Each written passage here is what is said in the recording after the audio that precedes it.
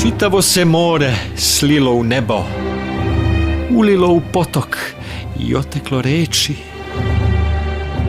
Smenila se sva godišnja doba.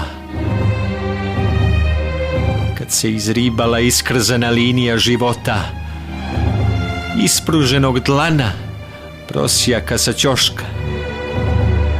Psi mu razneli čerge, kartonsku kasu, fijuk sutradan. Sad perači izbeljuju natpis: sitno za hleb, gospodo, umirem gladan.